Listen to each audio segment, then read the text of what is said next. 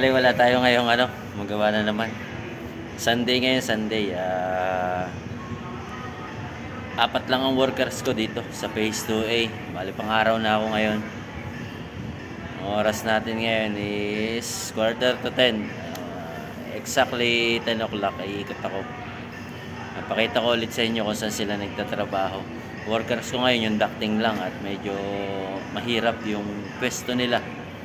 Nasa second level sila pero mga nakakabit lang na scaffold lang inaapakan nila. Pero aakyatin pa rin natin. Papakita ko sa inyo kung gaano medyo hindi naman sobrang delikado pero talagang kailangan pa rin mag-ingat sa klase ng trabaho nila. Kasi mga ducting yung kanilang ikinakabit, yung mga daanan ng hangin, ng lamig ng aircon. Ay, papakita ko sa inyo. Papasyalan natin. Konting oras na lang. Exactly 10 o'clock tayo pupunta. Dito lang ako nakapesto. Ayan. Wala ngayon pasahero kasi naubos na yata yung mga pasahero. Kahapon medyo marami pa nung bandang alas 2 ng hapon. Ang dami pang pasahero nagdadaanan. Walang tigil. Pero ngayong maga naubos na. Ayan. Wala na kahit yung mga pumapasok. Wala na rin. Ubos na. Back to work na kasi bukas ulit. 10 o'clock na exactly at pupuntahan na natin yung mga ducting, yung workers na apat. Checkin natin kung anong ginagawa nila, kung nagtatrabaho ba o tulog o nakatambay lang. Tingnan natin.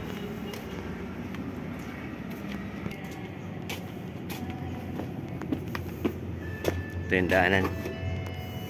Bah, nakalak. Bukas pala. Akala ko nakalak. Bale yung part na yon,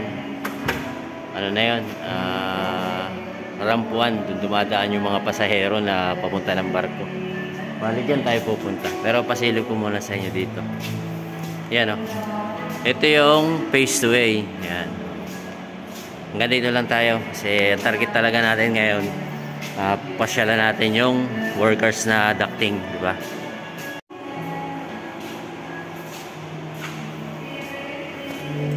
Tayo tadaan. Makita nyo yung mga pasahero, ang dami. Konti na lang pala. Ayan.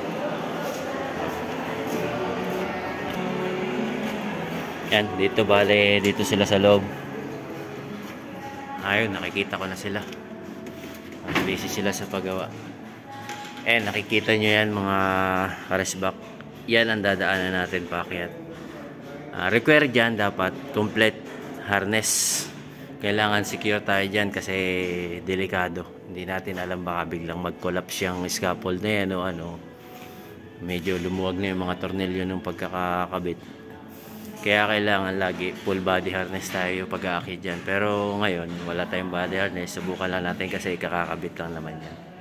Try natin mag-ingat na lang tayo pag-aakyat.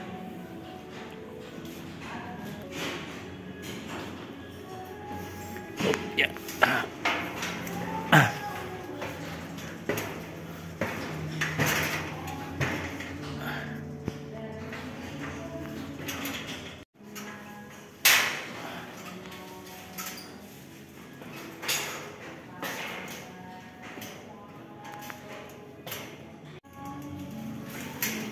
Kita na natin sila gumagawa. Ayun. Medyo delikado talaga yung aking inakita, no? Marami mga umpugan dito. Mahigpit ang kapit. Yun! Magandang umaga. Sama ko ngayon sa vlog ko. Ito ang forma nila. Ayan, tingnan nyo naman mga karesbak kung gaano kahirap yung ginagawa nila. Ayan, mga nakahanger sila dyan, Yan ang kinakabit nila. Yan yun, daluyan ng aircon. Di ba? Ito pala yung sa exhaust. Sa exhaust fan pala to. Yung ginagawa nila ngayon. Sa CR to, tapat nga naman pala ng CR to. Ayan si Junjun, Junjun, kaway-kaway ka dyan.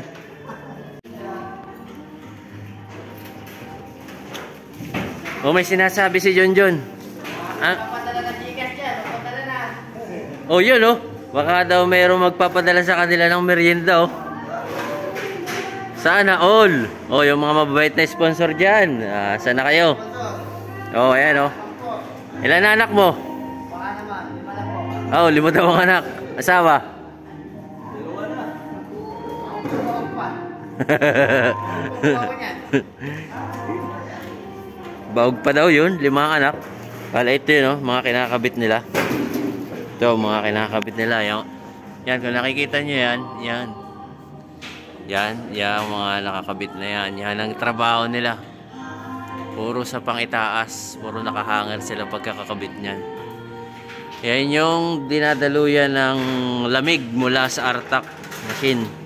Galing sa roof deck, papunta ng mall area at saka ng departure area sa loob ng terminal. Ayan o, nilatagan nila dito na scaffold para maganda. Kasi ano na to, taas na to, malapit na to sa bubong. Ayan, bubong na yan, trusses na. Ayan, ito yung iniikot-ikutan namin pag ano, kailangan pag maraming workers dito. Hindi lang sila nagtatrabaho rito, maraming may electrical, may mga nag-aayos pa dito sa mga yan, mga haligi na yan, pinipinturahan pa yan. Tsaka yun, tulad nun, hindi natin malapitan kasi andaan ganito. Hindi ako makakadulay dyan kasi wala akong harness. Yan, kita nyo yan, yun. Yan, open yan, re-repair yan. Kukuberan pa yan. Ang magko-cover dyan ay yung RAA group. Lalagyan ng drywall yan.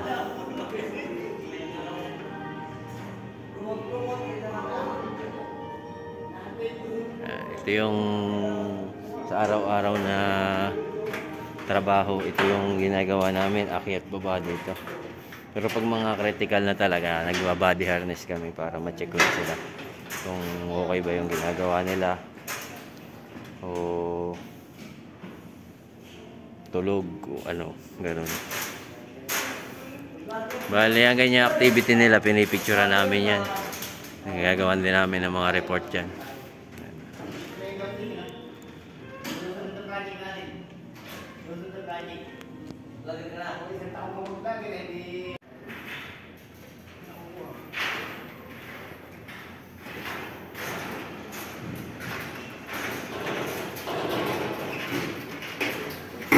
Yun, maraming salamat sa inyo. At ako'y bababa na. Ayan, mga karesbak, bababa na tayo. Matakot dito kasi yumuyog-yug to. Kaya kailangan naka-body harness ka. Once na hindi natin inaasahan, mag-collapse ang isa ditong nakakabit. Pag may nag-collapse dyan, hirap po. Delikado. Pag nag-collapse yan, bagsak tayo lahat. Di kagaya pag may body harness na sasabit ka dyan, buhay ka. Ay pag ganito, tulad nito, delikado. Bumaba, oh. Pag nag-collapse to, mabuhay ka man, tugain. Labas na tayo dito.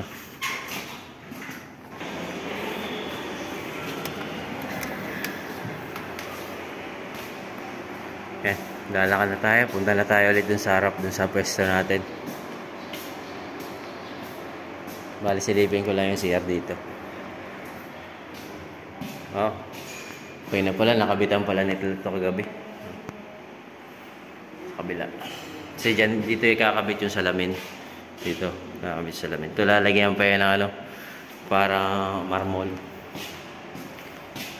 Okay na rin. Gawan din nila ito kagabi. Baka siya duty dito pag panggabi. Okay na, oh. Balik na tayo. Okay na. Very good. Yun lang. Yun lang mga karesbak ang ating workers ngayon. At wala na. Ito naman yung pataas. Ito na second floor. Wala tayong ibang workers. Silang 4 lang talaga. Kaya medyo relax na relax. Relax na relax talaga. Balik na tayo doon.